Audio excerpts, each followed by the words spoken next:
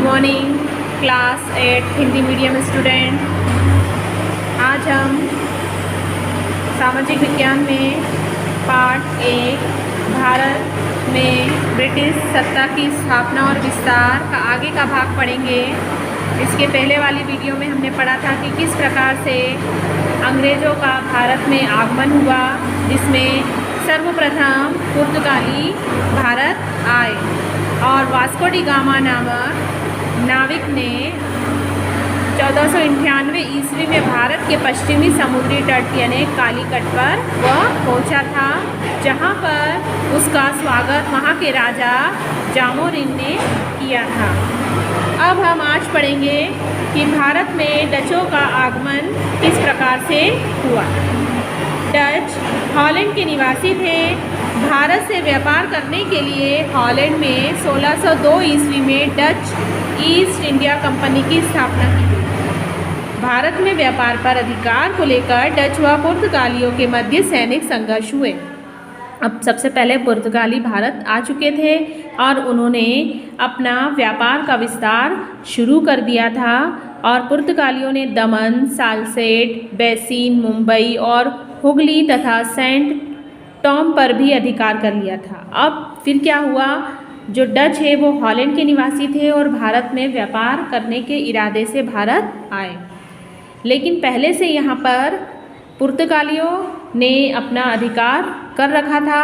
तो Dutch east India company की स्थापना से पहले उन्हें पुर्तगालियों से संघर्ष करना पड़ा, जिसमें पुर्तगाली शक्ति क्या हो गई, कमज़ोर हुई। डचों ने शीघ्र गुजरात में कोरोमंडल समुद्र तट, बंगाल, बिहार तथा उड़ीसा में व्यापारिक कोठियाँ स्थापित कर ली। अब इन्होंने अपनी अपनी कोठियाँ कहाँ पर बनाई, गुजरात के कोरोमंडल समुद्र तट पर और बंगाल, बिहार और उड़ीसा में। उन्होंने अपना पहला कारखाना मछलीपट्टनम में खोला। डचों ने भारत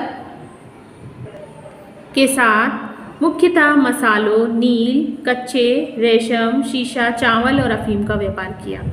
डचों की प्रमुख फैक्ट्री पुलिकट में थी, जहां वह स्वर्ण मुद्रा पगोडा को ढालते थे। यहाँ पर स्वर्ण मुद्रा बनाई जाती थी और इसकी फैक्ट्री उन्होंने कहाँ पर खोली थी, पुलिकट में। डचों ने भारत में जो स्वर्ण मुद्रा चलाई उसका नाम क्या था, पगोडा। अंग्रेज ईस्ट इंडिया कंपनी के भारत आगमन से डच कंपनी के व्यापार को धक्का लगा और 1759 ईस्वी में अंग्रेजों और डचों के मध्य बैदरा का युद्ध। अब किसके मध्य युद्ध हुआ, अंग्रेजों और डचों। पहला किसके मध्य हुआ था, डच और पुर्तगालियों के बीच, जिसमें पुर्तगाली शक्ति कमज़ोर पड़ी और डचों ने अपना अधिकार कर लिया और उन्होंने कौन सी स्वर्ण मुद्रा चलाई, पगोडा।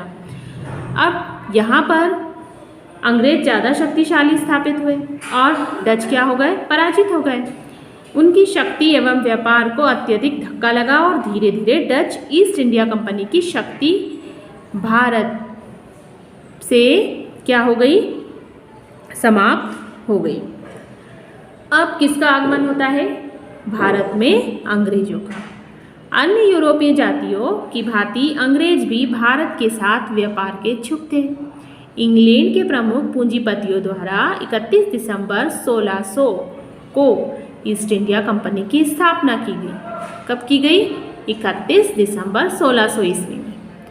किसकी स्थापना की गई, ईस्ट इंडिया कंपनी की। इंग्लैंड की महारानी एलिजाबेथ ने उसे 15 वर्षों के लिए एक चार्टर द्वारा व्यापारिक एकाधिकार प्रदान किया। 1608 में कैप्टन हॉकिंस के नेतृत्व में प्रथम अंग्रेजी जहाजी बेड़ा भारत पहुंचा और उस समय मुगल सम्राट जहांगीर का शासन था। भारत में किसका शासन था, मुगल सम्राट जहांगीर का। अब इसी बीच भारत में फ्रांसीसियों का भी आगमन हुआ।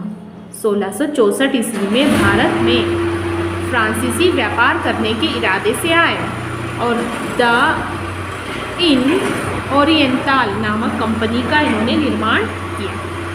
फ्रांसिस कैरन के नेतृत्व में 1667 में फ्रांसीसियों का एक दल यानी 1667 में एक दल यहाँ भारत आया। भारत के लिए क्या हुआ, रवाना हुआ और 68 ईस्वी में 1668 ईस्वी में सूरत में प्रथम फ्रांसीसी कोठी की स्थापना उन्होंने की। इसके बाद 1669 में मछलीपट्टनम में और 1673 में पौंडीचेरी में और उसके बाद 90 से 92 में बंगाल के चंद्रनगर में फ्रांसीसी कंपनियों ने अपनी अपनी व्यापारिक कोठियाँ स्थापित की और यहीं से उन्होंने व्यापार करना आरंभ कर दिया। फ्रांसीसी कंपनी ने पौंडीचेरी में सामरिक दृष्टि से महत्वपूर्ण पोर्ट लुई किले का निर्माण करवाया और इन्होंने अपने व्यापार का जब विस्तार शुरू किया तो पौंडीचेरी में उन्होंने एक किला भी बनवाया। 1740 तक कंपनी का एकमात्र उद्देश्य भारत में व्यापारिक लाभ प्राप्त करना था, किंतु धीरे धीरे इन्होंने राजनीतिक परिस्थितियों का लाभ उठाने का निश्चय कर लिया और फ्रांसीसी गवर्नर डुप्ले ने इस दिशा में महत्वपूर्ण कार्य करना आरंभ कर दिया। डुप्ले के प्रयासों ने ब्रिटिश ईस्ट इंडिया कंपनी के साथ संघर्ष को जन्म दिया, जिसमें फ्रांसीसी पराजित हुए और उन्हें भारत के साथ अपने व्यापार को धीरे धीरे समेटना पड़ा। तो इस प्रकार से फ्रांसीसियों ने अपना वर्चस्व यहाँ पर स्थापित किया, लेकिन क्या हुआ, डुप्ले के प्रयासों ने ब्रिटिश ईस्ट इंडिया कंपनी के साथ उसको संघर्ष करना पड़ा। उसने इस प्रकार के कार्य किए कि उनको किसके साथ संघर्ष करना पड़ा, ईस्ट इंडिया कंपनी के साथ, और ईस्ट इंडिया कंपनी ज़्यादा ताकतवर स्थापित हुई, शक्तिशाली हुई और फ्रांसीसियों को पराजित होकर अपने व्यापार को समेटना पड़ा। मुगल साम्राज्य का पतन और अंग्रेज़ों द्वारा इसका लाभ उठाना। अब अंग्रेज़ों ने किस प्रकार से लाभ उठाया और जिसने कौन से साम्राज्य का पतन हुआ, मुगल साम्राज्य का। मुगल साम्राज्य की स्थापना बाबर ने 1526 में की थी, जिसे अकबर ने अपने कार्यों द्वारा शक्ति, प्रतिष्ठा और स्थायित्व प्रदान किया। औरंगज़ेब की मृत्यु के पतन के बाद, या मतलब औरंगज़ेब की जैसी ही मृत्यु हुई उसके बाद ही मुगल साम्राज्य का प्रथम पतन आरंभ हो गया था और मुगल साम्राज्य की गति प्राप्त करने के लिए उत्तराधिकारियों में संघर्ष होने लगा।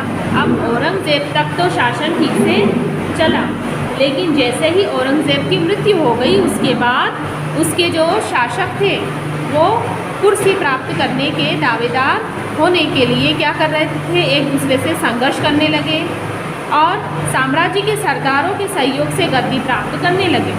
परिणाम क्या हुआ कि मुगल शासकों को अपने समर्थक सरदारों और अमीरों की जो भी गलत बातों को मानना पड़ा और परवर्ती मुगल शासक एक प्रकार से कठपुतली शासक बनकर रह गए और इस प्रकार से वो शासन के विघटन को, पतन को रोक नहीं पाए।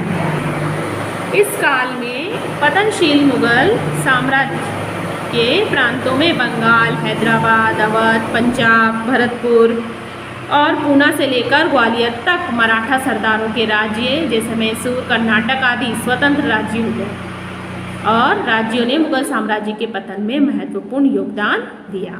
ईरान के शासक नादिर शाह और अफगान शासक अहमद शाह अब्दाली के आक्रमणों ने मुगल साम्राज्य के पतन को आवश्यक क्या कर दिया, बना दिया और इस स्थिति का लाभ किसने उठा दिया, अंग्रेजों ने उठाया और फिर धीरे धीरे मुगल साम्राज्य का पतन हो गया। यहाँ तक इस पाठ को आपको पढ़ना है।